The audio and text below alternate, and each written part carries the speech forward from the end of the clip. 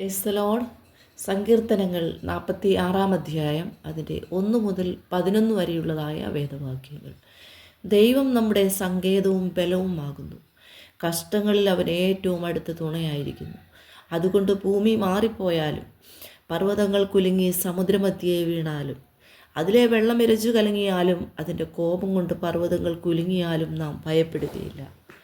ഒരു നദിയുണ്ട്, അതിൻ്റെ തോടുകൾ ദൈവനഗരത്തെ, അത്യുന്നതൻ്റെ വിശുദ്ധ നിവാസത്തെ തന്നെ സന്തോഷിപ്പിക്കുന്നു. ദൈവം അതിൻ്റെ മധ്യയുണ്ട്, അത് കുലുങ്ങിപ്പോകുകയില്ല. ദൈവം അധികാലത്ത് തന്നെ അതിനെ സഹായിക്കും. ജാതികൾ ക്രുദ്ധിച്ചു, രാജ്യങ്ങൾ കുലുങ്ങി. അവൻ തൻ്റെ ശബ്ദം കേൾപ്പിച്ചു, ഭൂമി ഉരുകിപ്പോയി. സൈന്യങ്ങളുടെ യഹോവ നമ്മോട് കൂടെയുണ്ട്. യാക്കോബിൻ്റെ ദൈവം നമ്മുടെ ദുർഗമാകുന്നു. വരുവീൻ, യഹോവയുടെ പ്രവൃത്തികളെ നോക്കുവിൻ. അവൻ ഭൂമിയിൽ എത്ര ശൂന്യത വരുത്തിയിരിക്കുന്നു.